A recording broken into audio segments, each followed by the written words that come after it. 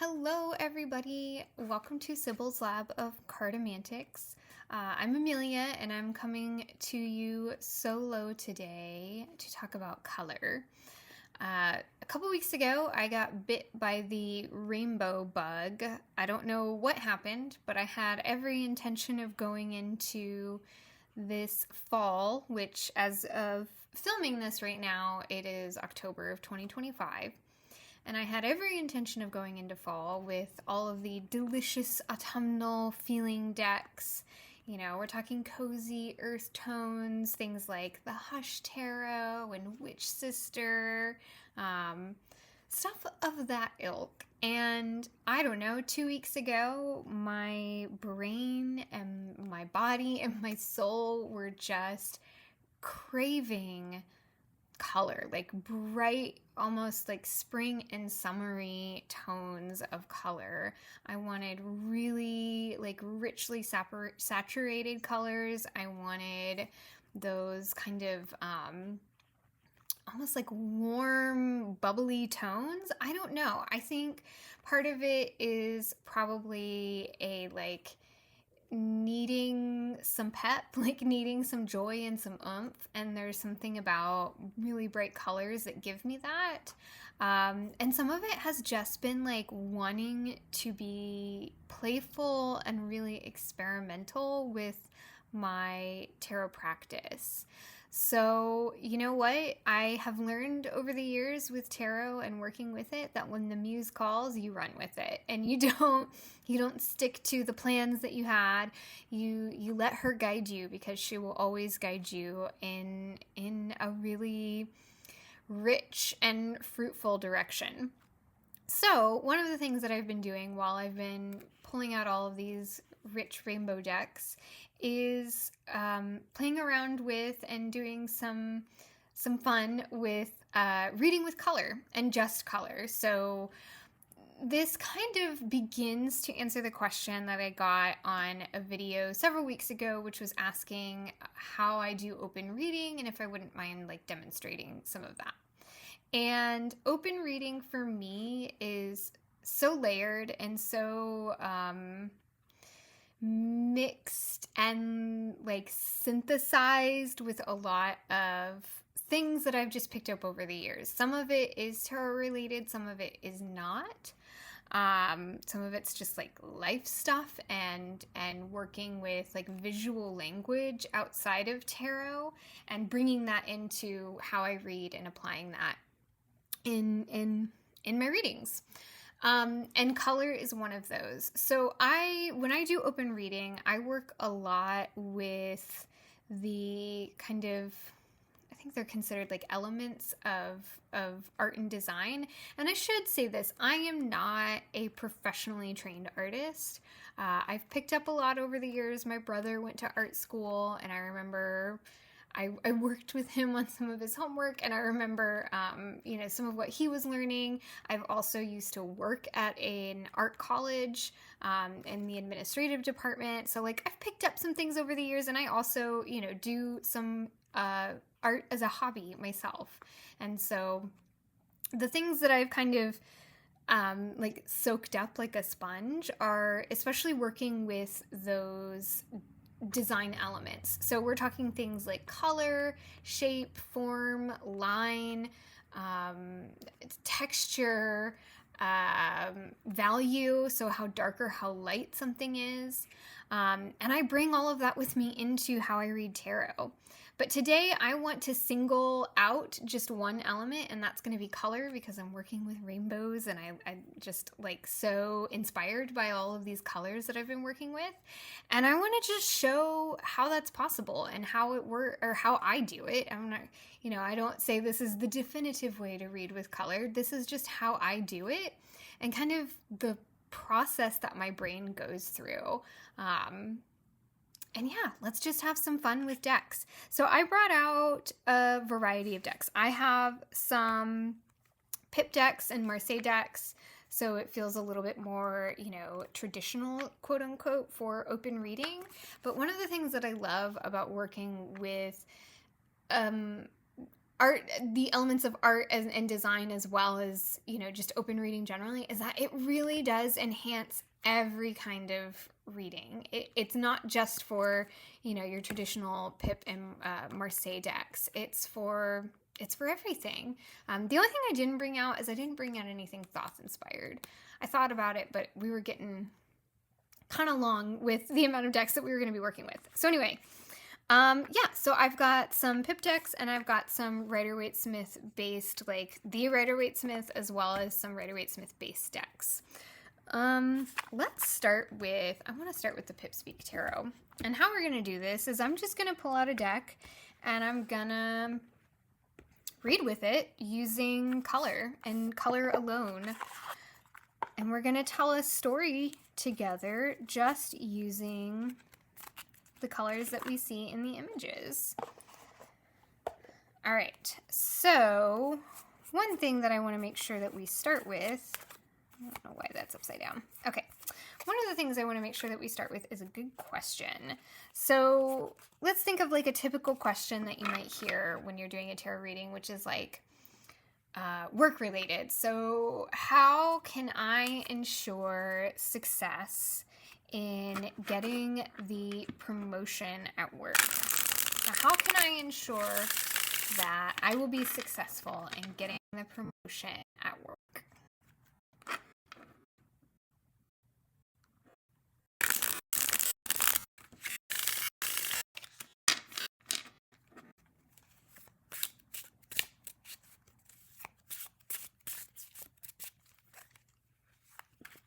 All right. And one thing I will say, so I'm using the Pip Speak Tarot by Kitten Chops, or Zara, and she did such a beautiful job in creating this deck with color work in mind. So this is a really fun deck to do that sort of experimenting with. But yeah, let's dive in. Okay, so first things first, what I notice over here is we've got a lot of blue, like really strong blue, hints of pink, and some gold here in the center, right? Like that gold is so small and contained, okay? And then over here, we have lots of like golden yellow around the side. We've got all of this gold woven here in the center. And then our blue is like making these lines out from the edge. And so, you know, I should also say that for this, I am not going to be paying attention to like what's a sword, what's a wand, numbers. Like we're just looking at the story that colors tell. So right now the story, as I'm seeing, we're moving from this very cool to something more warm, with the coolness almost like delineated and organized over here, okay? And then what I see here is I see a picture of how this golden color in the center here is like, first it's kind of blocked, and then we start to see some growth here within the golden color. We're seeing a little bit more of here, and then it like explodes out, and it almost like pushes all of this blue out, and it becomes our focus. So that's the story that I'm seeing. I'm seeing a story of blue in coolness, whatever blue represents, and we'll talk about that soon, kind of being pushed aside and you know, moving aside to make room for this warmth and this gold, okay? And so the thing that I kind of first want to talk about when we talk about meanings with color is, I mean, there are several different resources that you can look to for color meanings.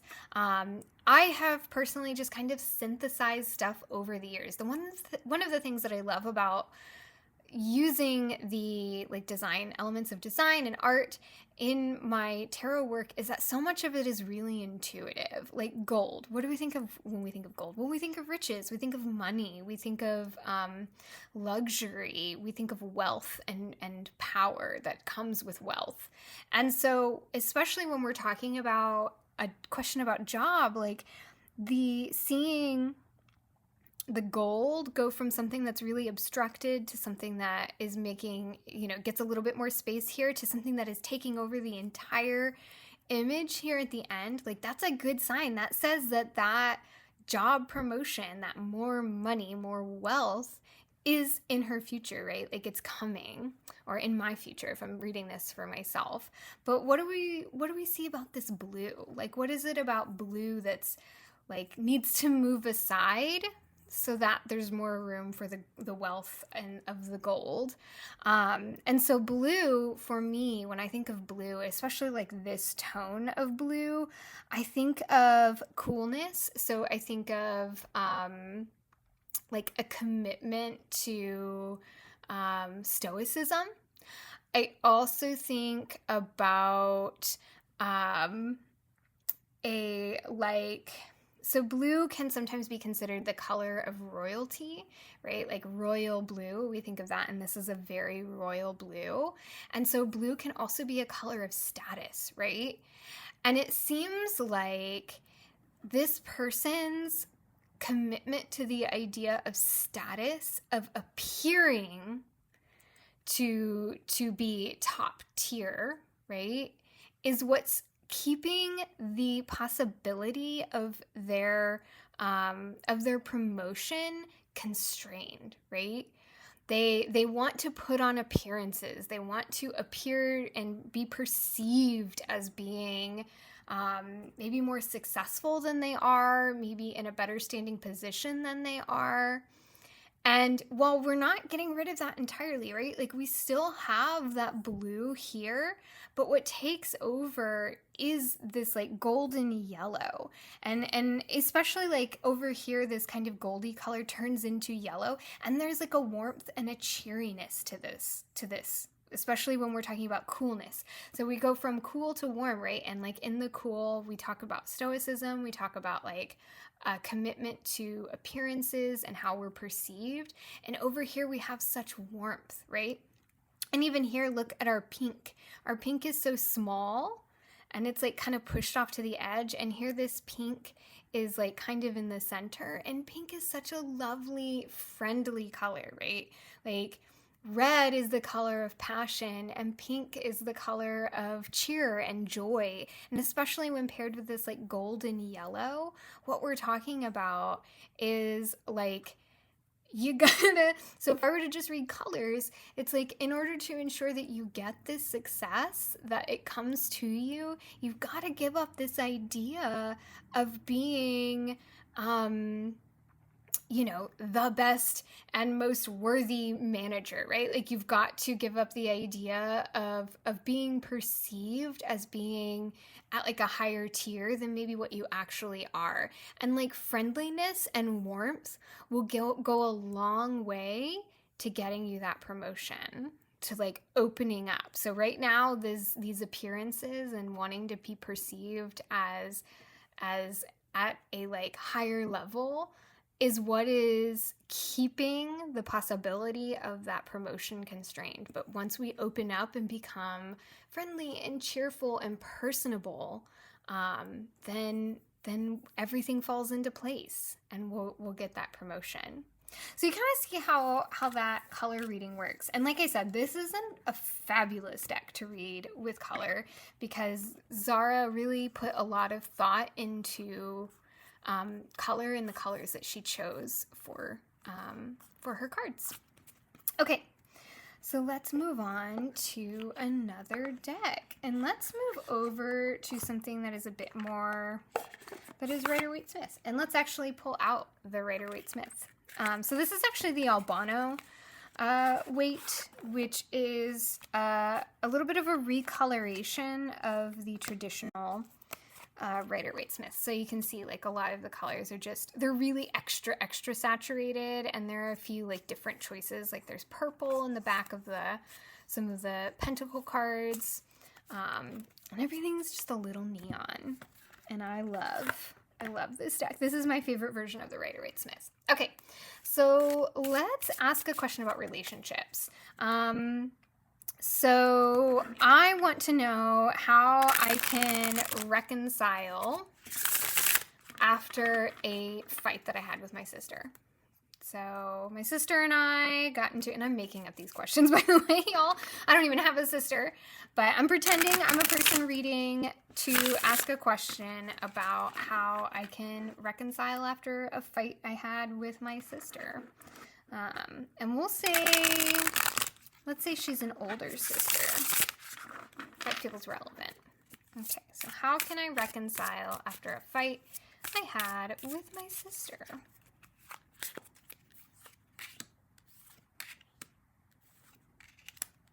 Okay. So, the first thing I kind of look for, especially when we're dealing with something like a Rider-Waite Smith, is I look for the colors that stand out to me. So what's standing out to me right now are orange, this cool blue, and this like acid green. And then I look for where is that color, or where are any of these colors repeated across the cards. So what I'm seeing here is there's a green on the shoulder of this figure that kind of feels like it matches the green in this card right here. I'm also seeing a little bit of blue reflected in this person's shirt, as well as, you know, obviously the blue right here. And there's like a little bit of blue right here, just a tiny bit, okay?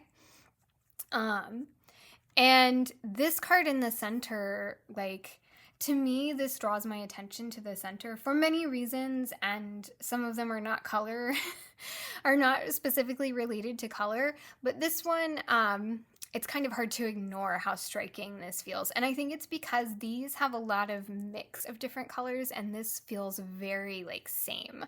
So we've got our blue, we've got our gray, which feels like it's in the same like tone family as blue, and we've got some white here.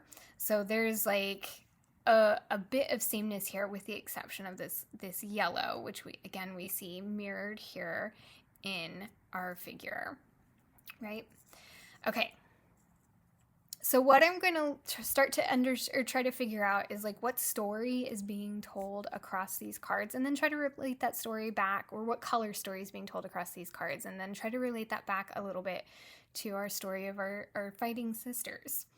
So I can see like there are so many connections between these two cards here on the end. I shouldn't say so many. There are some connections. So I see that they're both clad in blue, although this person feels like they're hiding their blue, right? Like it feels like we can't quite see it, but it's there. It's like underneath everything. So now I'm going to ask the question, what's hiding the blue? What's hiding the connection between these two? And we see yellow. And we see green, which again, we saw the green over here. So I'm going to kind of like percolate a little bit on like what that yellow might mean and that green might mean as they're hiding this blue over here. And right now, like I'm thinking about this color blue and the specificity of like its shade. It's a light blue. It's a clear blue. And there's something about that being like its clarity and its clear thinking. I'm thinking about like a pretty blue sky that doesn't have any clouds in it, like those beautiful warm sunshiny days, and like how I can relate that to clarity of thought and intention, right? And it seems like this person is trying to hide that clarity of thought and intention.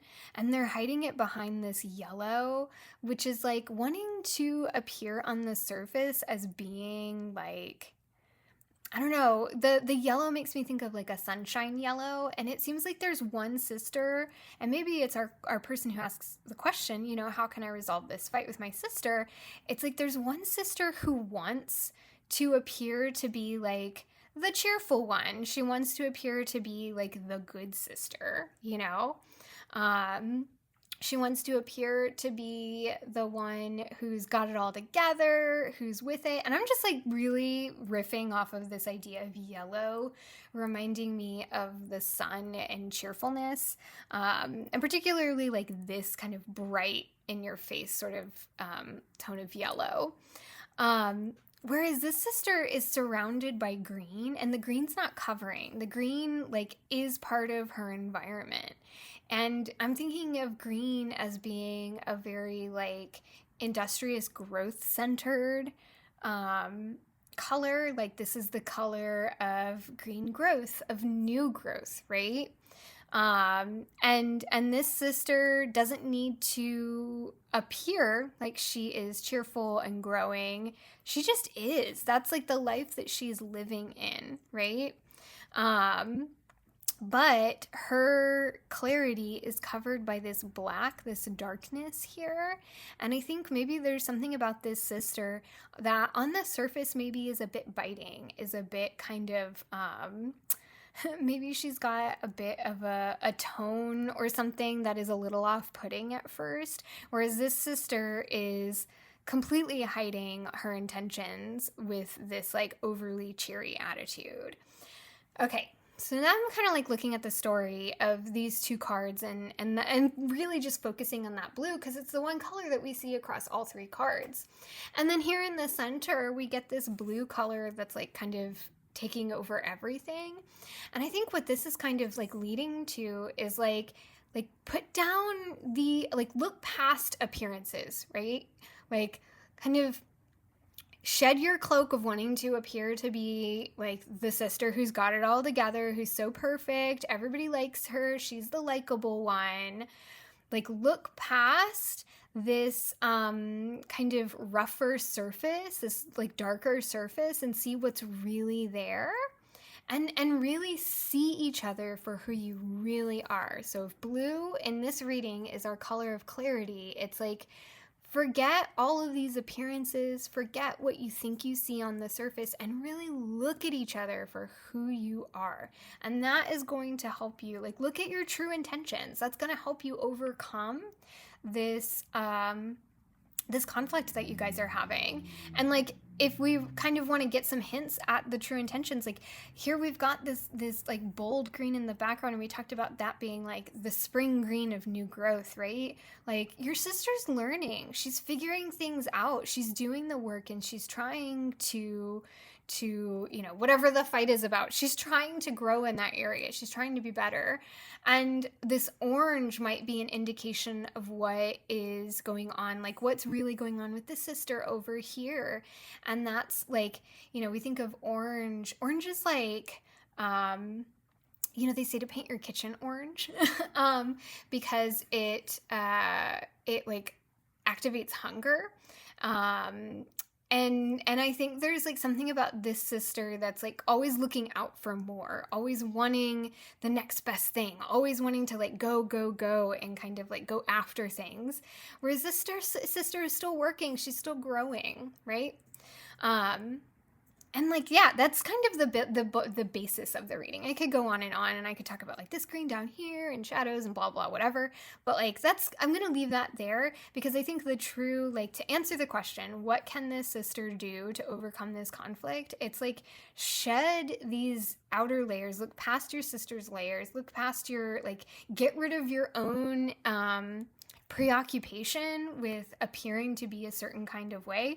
We're reading a lot about appearances today. This is interesting. And really look at, like, consider your own true intentions and consider her true intentions, and meet each other in the middle from a place of clarity and like wanting to understand.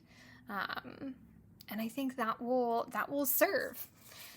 So that's our reading with the Albano-Waite. Let's pull out another pip deck, and let's actually pull out a traditional Marseille. So like this is the Dodal by Flornoy. This is not what I would consider to be like a rainbow deck, but it's fun and cheeky. I love the Dodal. And there's a lot still to be done with color here. It's just not maybe as saturated as like the Pip Speak or even the Albano-Waite. Okay, so I'm gonna ask a question of like, let's see, what should our question be this time? Let's say that our question is about let's say I am thinking about going back to school and I'm trying to decide, like, is this going to be the right decision? I'm like questioning this decision to go back to school and get my degree in, I don't know, marketing or business or something. How will going back to school serve my career path? If it will at all. Let's say they want to go back to school for something more fun. Let's say you want to go back to school to like get your degree in writing because you want to be a writer, but you're trying to decide if it's worth the time and the money, and if that's really going to serve, your future success as a writer. Okay.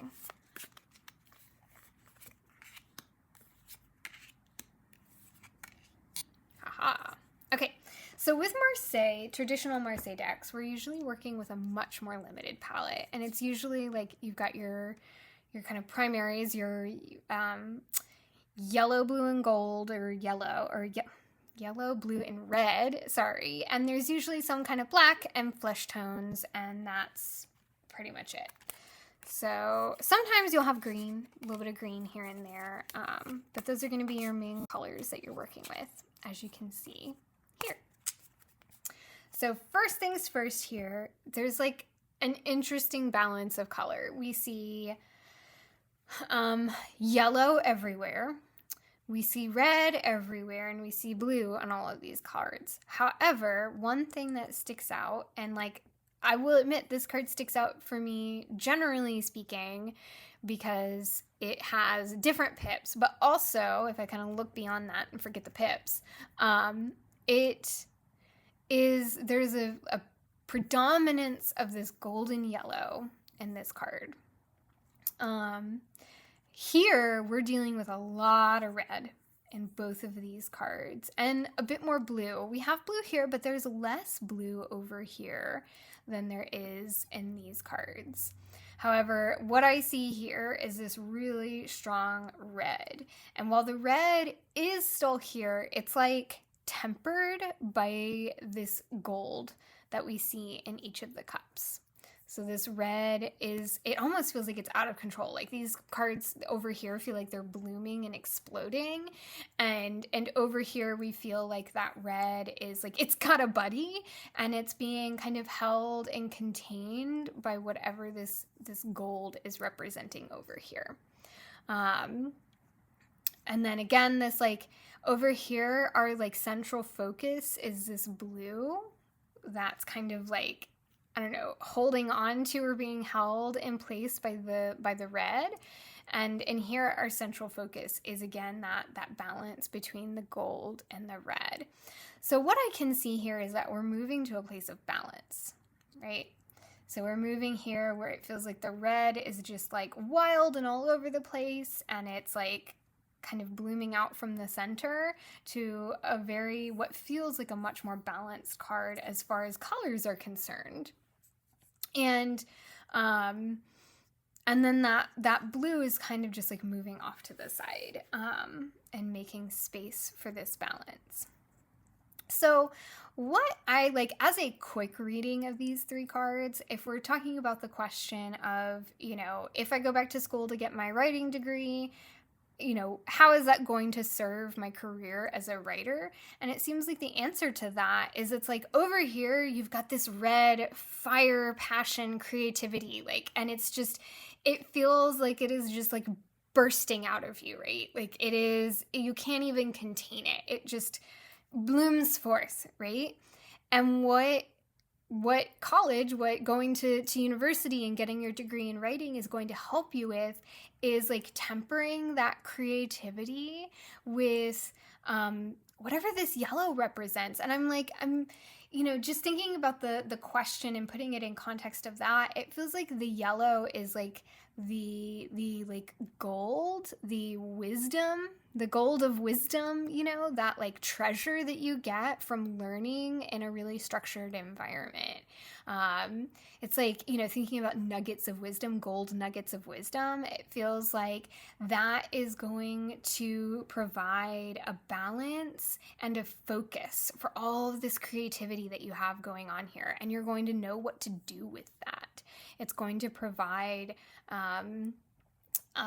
some direction for that, and that you'll come out of the experience of learning, like you won't be as messy and all over the place and really like bursting forth with this creativity and passion for your craft, but you will have a bit more direction and focus and balance around that creativity. Like it's like, you'll know how to use that sufficiently. Efficiently, you'll know how to use that well. And this like kind of cool light blue, again, I'm going for this like clarity, and especially thinking about college and like higher learning and higher education. Like it feels like this is like, it's here, but it's all tangled up with all of the red. We see the red peeking out from the center here, and it's like kind of trying to hold it together, but it feels kind of almost like it's unsuccessful in holding it together. Especially over here, it like we're getting this like pulling action away from it, and this gold is starting to seep in and really infuse this whole figure that we see. Until that clarity is like, it almost feels like it's providing a path, right? A path that is focused, a path that is balanced, and a path that has intention behind it. So yeah, ultimately, I think, to answer this question, obviously, I think university would be, and getting a degree and an education in your craft would be helpful. If what you want is focus, if you want to stay over here in like overflowing creativity realm, then stay over here. But if you want focus, and if you want to be able to do something with that creativity, it seems like university is the way to go. All right, let's see how we're doing on time. Okay, let's do a few more, and we'll go a little bit quicker for these next few.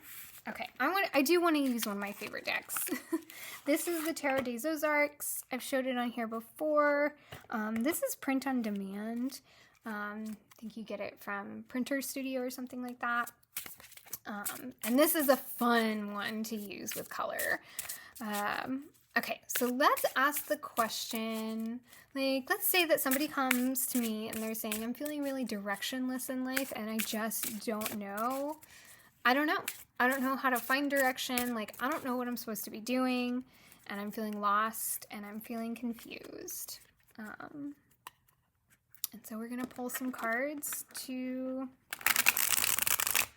figure out how to get this person some clarity so they know which way to go. Here we go. I knew some of these cards were upside down. Okay. Ah, I love it. I love this deck so much. Okay. So, what are we seeing here? There's a lot of red going on over here. And it feels almost like this like greenish blue is a little reflected back here in this page. And like, look at how earth tones this is with that little bit of blue. And over here, we're seeing less earth tones and more red, okay? And in the center, this blue stands out as a completely separate color. Like, it is all its own, and we've got a little bit of red here at the top and some earth tones here kind of through the middle and the bottom. But this blue, out of everything, it's like the color that stands out the most to me is going to be this blue. And there's something about this particular blue that I'm not getting that, like, I know we've talked about like clarity and stuff for other types of blue. There's something about this blue that feels really like cooling. It feels like water, right? And now here's where I'm like bouncing off of like, okay, if this feels like water, what is water? Water is cleansing. Water is life-giving, right? And it feels like we're moving from this space of being so like stuck in earth realm, so stuck in like the doing and the muck and the stuff of every day. And this cleansing water is just like washing down over all of these earth tones here. And revealing this like red. Like, see, we've still got the earth tones, we've still got the stuff of every day, and this like blue that was kind of trying to break through in the background is now crowning this figure over here up top. It's sitting on top with that red, okay? So the red first starts to show up here, and then it moves into like the full picture over here.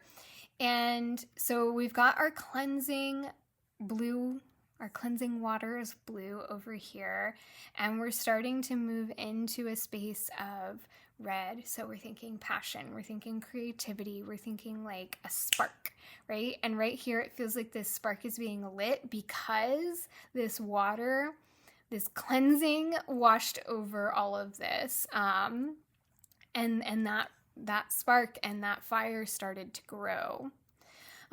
So just looking at the story, I mean, from left to right, and I don't always read left to right, but this feels like a story that we're moving in this direction.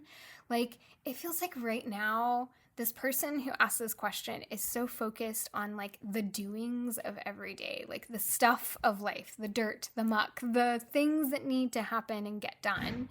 And they need something that were like kind of allows them to set all of that aside for a minute, to like be something other than the person that, you know, does the chores and the dishes and goes to work and you know, takes care of all the things and takes the car to the mechanic. Like, they need something that allows them to kind of like set all that stuff aside and really like, I don't know, maybe take a pause from it all, maybe reevaluate like what needs to stay, right? But it feels like in order to really figure out like what needs to stay, so see, we've still got our earth tones over here, right? But it feels like in order to reevaluate what needs to stay, we have to like completely wash all of that away for a second. Like, go on a retreat, take a staycation, whatever it is that you need to do. Like, spend 24 hours just ignoring your responsibilities and give yourself a break, give yourself a day off to give room for this like creative spark to ignite. And once that spark has ignited, what you're going to find is that your life is going to feel a lot more balanced and a lot more inspiring. And you're going to know what needs to stay of your responsibilities and what, and where you can like counterbalance that with creative work, with work that you're, and I say creativity, that's stuff that I'm passionate about, but like what it is that you're passionate about. Like, you won't know what this stuff is, what this like passion that you have is, until you really set aside all of your responsibilities. You can't do both at the same time. When you have as much on your plate as you do right now, that is all that there is going to be space for. And once you take that break and have that reset moment and let that passionate spark ignite, like, you will move forward with a clarity of mind and a direction, right? And that direction is going to be guided by the things that inspire you, that feel like you give you a purpose in life. But you have to do that work here in the center of taking a break from it all and really thinking about and spending time considering what it is that you are passionate about, what it is that gives you purpose. Yeah. So that's that reading. This is fun, y'all. Okay. So I want to do a couple more. We've got some time. Yeah. All right, this is the Bon Sequitur Tarot. This is very new to me. Like, I just got this a couple days ago. It is a delight. It's just a delight. It's delicious. I love it. And it shuffles like a dream. Don't you love a deck that shuffles? So lovely. Okay. Let's go with some more like kind of personal questions. So let's say that like I'm coming to the cards and I am really overwhelmed. Let's actually riff off of that last reading. It's like, okay, I know that I need to take a break. I need to like ignore my responsibilities for some time so that I can let myself focus on something else for a hot minute. I don't even know how to do that though. I'm overwhelmed. There's so much that needs to happen. I don't know like how to set that stuff down. I don't know how to let myself take a break. So I'm going to ask the Bon Sequitur to tell me through color, how can I facilitate a break for myself? How can I do that? I feel like this is going to end up being a really personal reading because this is a question I always ask myself. Okay.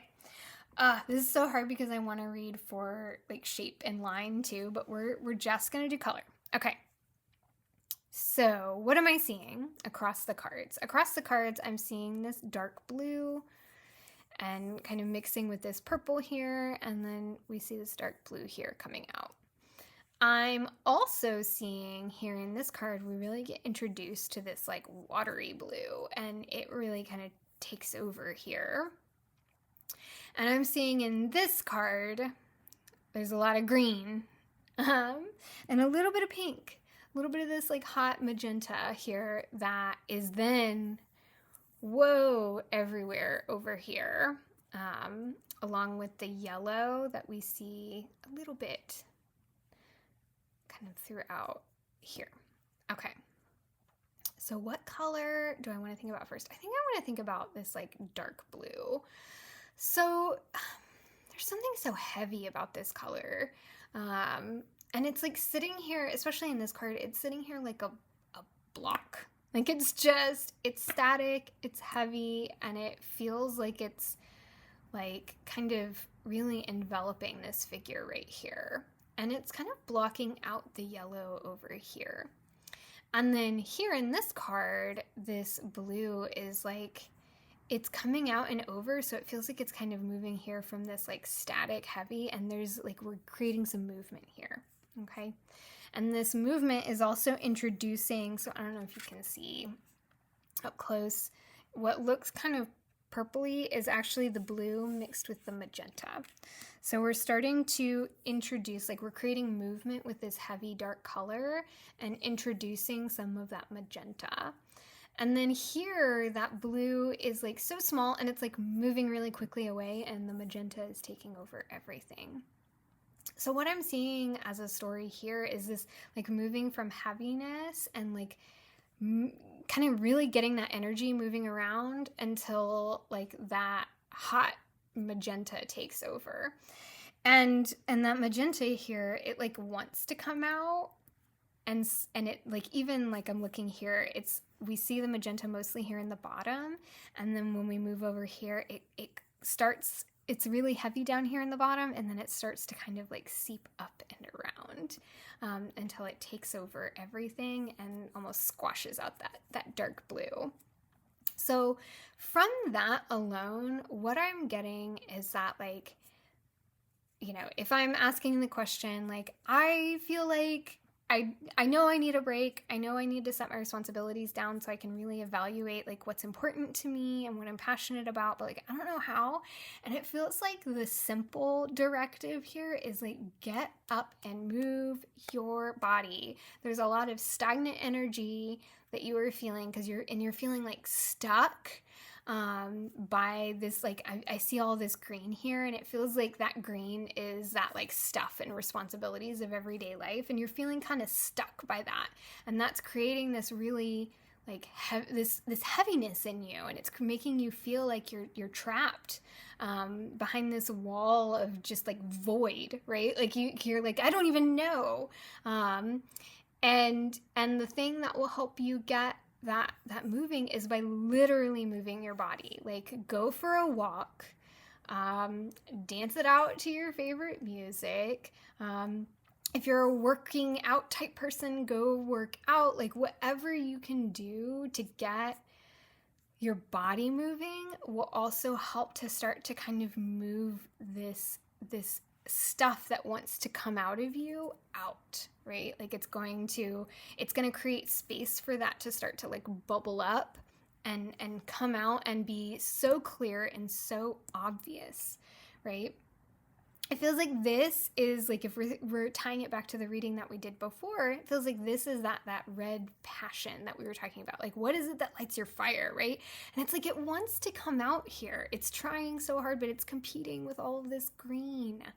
And so by really like, literally, I mean, go for a walk, go, take your dog around the block if you have one, go join a workout group, or like, I don't know, Pilates class. What do people do?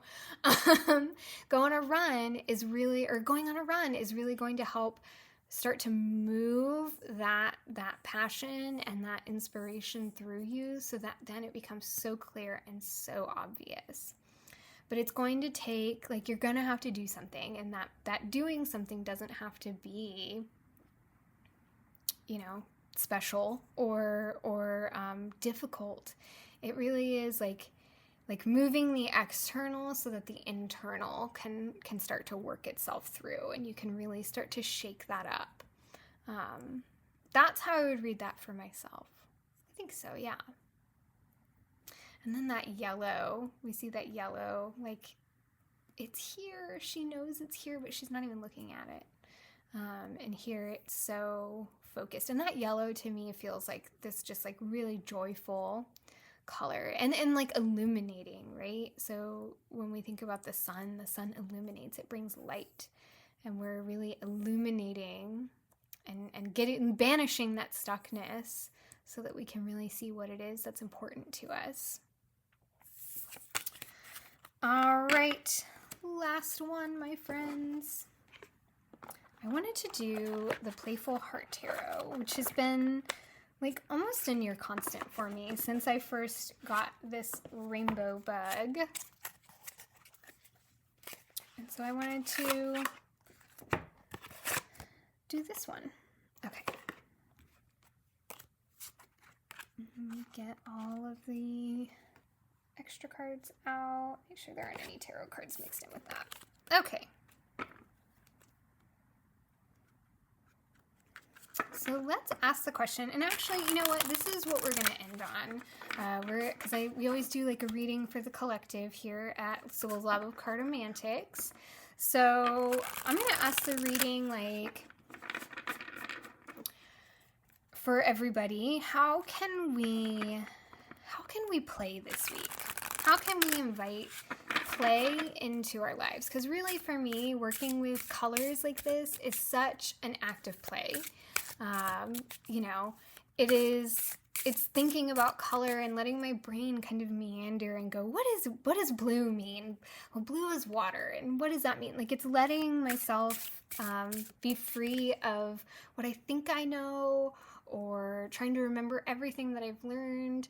And like the stuff that I've learned is there inside of me. It's just bubbling up from below. Like it's coming to the surface. But in order to do that, I have to play, and I have to let myself kind of meander around with things and turn it over in my mind and look at what's in front of me, right?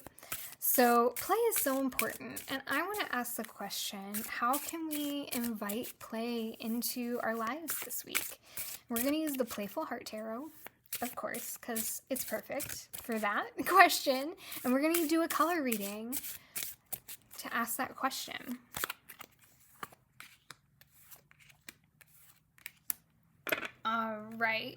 All right, we're back. We had some dog issues there. Okay, so we just laid out our cards, and what I'm seeing, like, right out the gate is this, like, chasm in the center. It feels like a black hole that is kind of, like, sucking in everything out around it. And even, like, if we're looking over here, it really feels like it's sucking in and pulling what the yellow, the like warmth yellow over here, and it's like keeping it all contained and pushing it off and really right in the center. So there's something about this that is like kind of pulling in and dampening that yellow. And we're gonna say, just based off of the question, that yellow is our color. Yellow is our color that indicates play and joy. And I'm actually gonna stick with joy here. So we've got something that's like sucking in all of that yellow, all of that joy. And then over here, it's like raining from the sky. And even the background here is gray. And it feels like it's kind of a lighter tone of what's going on here in the background here. And that joy is just raining down. And it kind of feels like it's like, you know, I don't even want to say like pushing out the gray skies, but it's like intermingling with the gray skies. Okay. And then over here, we've got this like kind of earthy brownish tone, really like pushing over, and almost aiding in that suck that is this chasm here in the center. And so the question that I want to ask us, kind of based off of this, is like, what is it, where is it that we're allowing our joy to be like sucked into? Like, what are the things in our life that we're allowing to aid into like our joy basically being contained and pulled into this sort of contained and I don't know, like holding cell basically for our joy? What is it that we're allowing to suck that in? And then what can we do to release it and set it free? So I think this is a color story of like setting your joy free from like that which seeks to like steal it and keep it for itself, right? So what's stealing our joy, and then what can we do to set it free? And I think there's something about like being really mindful of that which we're engaging in, that which we're doing in our daily lives, that like those things that we don't even think about, that are almost like mindless habit, that are kind of taking over and pushing aside our joy. Because joy is such a like, it is a mindful feeling. You cannot be joyful when you're in like robot mode. And so I think it's like being mindful of when we're switching into robot mode. And robot mode can sometimes be something like, going on autopilot through our days. Oh, here I am waking up, I'm brushing my teeth, I'm getting ready for work, blah, blah, blah. Or it can be something like the mindless, I know I'm guilty of this, the mindless phone habit. Like here I am reaching for my phone. I mean, as soon as we kind of go into that mode, there's no room for joy. And those things that which seek to steal and contain it, it makes it easier for it, right? Like we're kind of like giving it over willingly. And so I think over here we've got our like figure is also, there's this yellow, but there's also this like green here. And there's something about being like really grounded and present with like the moment at hand that makes space for this joy to come in, for that joy to be released. As if we stay like kind of aware of our surroundings and really alive within our surroundings and focusing on that, then joy has space to live and to exist and to be free. So yeah, I think this is like to invite play in. What we're looking at then is like really being mindful and connected and present with the world around us and with the life around us. Especially moving from this like barren green or barren brown, to this like green, lush green. Like how can we stay present and mindful and focused on the life that we're surrounded by, and how can we be mindful of not giving ourselves over to the things that want to take and contain our joy? Yeah. All right, well, thanks so much for playing with colors with me. I had such a good time doing this. This is like the kind of stuff that I do on my own when I have a few minutes, or when I, just really want to do something playful and fun. I will kind of pull out different elements of tarot, and I'll do some open reading with it, and I'll kind of see how I can read tarot using, just one thing, and kind of forgetting about everything else that I know about tarot. So anyway, I hope you got something out of this. I'd love to hear if you decide to try reading with color in this kind of way. I'd love to hear more about it. Or if you do read with color in tarot, tell me about it. I'd love to hear how, some of your approaches with it. Yeah, thanks for sitting with me for this time. And until next time, friends, I will see you in the lab.